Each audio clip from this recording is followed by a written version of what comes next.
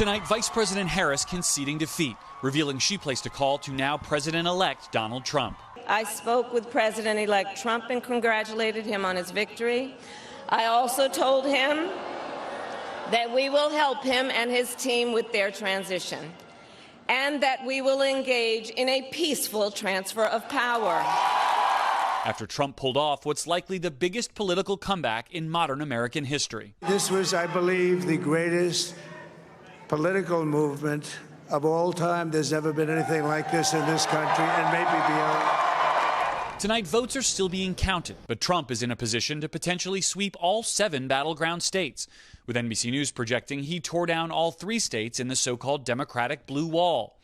And Trump's red wave is poised to make him the first Republican in 20 years to win the national popular vote. I will govern by a simple motto: promises made, promises kept. We're going to keep our promises. Trump campaign sources telling us they knew Trump had won shortly after 11 p.m. when reports surfaced of a Harris campaign memo urging staff to go home and get some sleep. We knew that constituted the white flag, a senior Trump campaign official tells NBC News. Trump speaking hours later, surrounded by his family, after the race in all-important Pennsylvania was called. I will not rest until we have delivered the strong, safe, and prosperous America that our children deserve and that you deserve. This will truly be the golden age of America. That's what we have to have. Trump's massive victory coming despite significant obstacles, like the fierce backlash and impeachment over his actions on January 6th.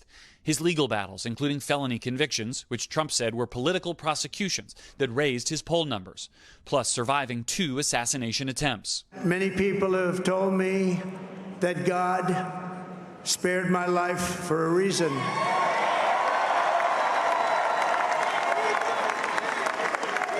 And that reason was to save our country and to restore America to greatness. And now we are going to fulfill that mission together. We're going to fulfill that mission. Trump expanding his coalition from 2016, winning men and first-time voters, and diversifying his strong appeal among working-class Americans, in swing states attracting more Black and Latino support. Latino men in particular flocking to Trump, favoring him by a 12-point margin after backing President Biden by 23 points 4 years ago. Trump also doing much better with young voters. I wanted more secure borders. I want the general policies that Trump aligned with. While tonight, Trump pledging in victory to focus on uniting a divided America. It's time to put the divisions of the past 4 years behind us. It's time to unite. And we're going to try, we have to try, and it's going to happen. Success will bring us together. I've seen that. And Gabe, we understand that the Trump transition team is at work tonight. That's right, Lester. They are interviewing potential cabinet secretaries, vetting people for jobs across a second Trump administration. Meanwhile, a Trump aide tells us to expect at least one thank you Trump rally for his supporters in the coming weeks. Lester? All right, Garrett, thanks very much. And late today, Vice President Harris at Howard University, her message to her supporters as she conceded defeat, plus a powerful Democrat tonight, speaking out about what he thinks the Harris campaign and the party got wrong. Here's Gabe Gutierrez. She had hoped for a victory speech at her alma mater, but tonight Vice President Harris is conceding after a crushing defeat. While I concede this election, I do not concede the fight that fueled this campaign. Speaking to emotional supporters at Howard University in Washington, Harris reflecting on her brief but historic campaign, taking over the Democratic ticket barely 3 months ago. Look, I am so proud of the race we ran and the way we ran it. Overnight, her planned rally here growing somber as the returns came in. Her remarks postponed, her supporters stunned. It wasn't shock. It was more just disappointment that this is who we are as a country. She rode a wave of Democratic enthusiasm after President Biden dropped out of the race this summer, touting endorsements from some of the world's biggest celebrities. But tonight, there are mounting questions about some of Harris's campaign strategies as she faced brutal headwinds. Senator Bernie Sanders writing, it should come as no great surprise that a Democratic Party which has abandoned working-class people would find that the working class has abandoned them. And with exit polls showing 3/4 of voters feel dissatisfied or angry about the way things are going in the country today, Another debate among Democrats: did Harris distance herself enough from President Biden, or instead spend too much time attacking former President Trump? Donald Trump is even more unstable and more unhinged, and now he wants unchecked power. And did her campaign bank too much on abortion rights, driving up turnout? It is a fight for freedom, like the fundamental freedom of a woman to make decisions about her own body. According to NBC News exit polls, just 14% of voters ranked abortion as their top issue. All the more devastating for Harris supporters 8 years after Hillary Clinton's loss. I'm disappointed. I would have liked to seen a woman get the presidency. I have no answers, no words. I'm just disappointed in us as a nation.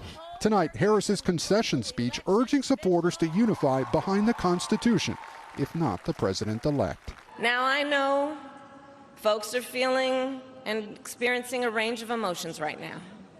I get it. But we must accept the results of this election. And Gabe, we've just learned that President Biden has also called President-elect Trump. Yes, Lester, President Biden invited the president-elect to meet at the White House in the near future, something Trump did not do for Biden when he won. Meanwhile, President Biden is expected to address the nation tomorrow about the upcoming transition. Lester? All right, Gabe Gutierrez, thanks. Let me bring in Tom Llamas. And Tom, Trump's path to victory has evolved over his runs for president. That's right, Lester. And last night, President-elect Trump reshaped the American electorate, and the proof is in the results. Let me show you. With key voting blocs like Latinos, Trump increased his results by 27%. With Asian American voters, 12%. Even younger voters, 13%. And we saw this all over the country in places like Miami-Dade County. Let me show you what happened there. This is a county that is majority Hispanic, and just 8 years ago, Hillary Clinton won this by 30 points. Last night, Trump flipped the county, winning it by 12. And it just wasn't in Florida. It was all over the map, including in battleground states like Pennsylvania. Let me show you this county right here, Northampton County. This is a bellwether county in Pennsylvania. A quarter of the voters in Easton, which is the city there, are Hispanic. Biden won it in 2020. Trump was able to flip it. And right now, he's on track to win the popular vote, which has not happened since 2004 for a Republican. All right, Tom, thanks very much. Looking forward, just what will a second Trump administration look like, both the people in it and the agenda for it? Let me ask Hallie Jackson here, our chief Washington correspondent. Lester, even with 53% of voters saying they have an unfavorable opinion of Donald Trump, he won that second term decisively and has plenty of plans for it. A second Trump term poised to look like his first, controversial from the start, beginning, he says, with the mass deportations long promised. On day one, I will launch the largest deportation program in American history. But few details on who would deport the estimated 11 million undocumented immigrants in the U.S. and whether families would be separated. Multiple members of Mr. Trump's first cabinet in his first term have made the case against another term, casting him as unfit to serve. But as the president-elect has remade the GOP in his image, loyal allies likely to stock the inner circle. Marco Rubio, Doug Burgum, Elise Stefanik, according to multiple sources familiar with the transition.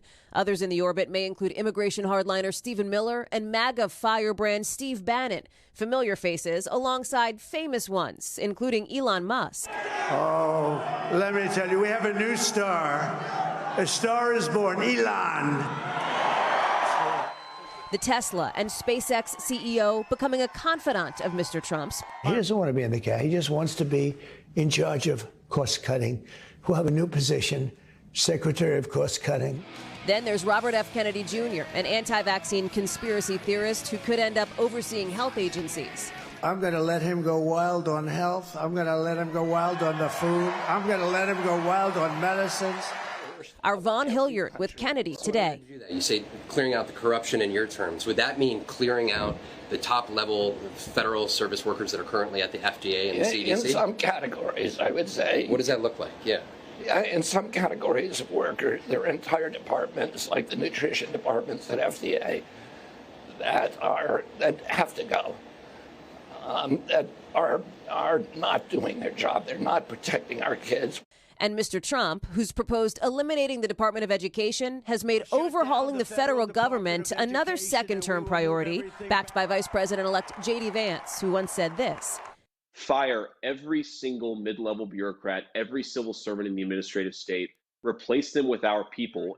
And more recently, I did not say fire everyone in the government. I said replace the mid-level bureaucrats with people who are responsive to the administration. the president-elect looking to slap tariffs on imports, calling into question U.S. support of Ukraine, and promising to once again pull out of the Paris Climate Agreement. Political opponents fearing retribution after campaign comments like these. It'll be nasty a little bit at times, and maybe at the beginning in particular. But for President-elect Trump, America has given us an unprecedented and powerful mandate. Soon enough, power once again. Hallie Jackson, NBC News. Thanks for watching. Stay updated about breaking news and top stories on the NBC News app or follow us on social media.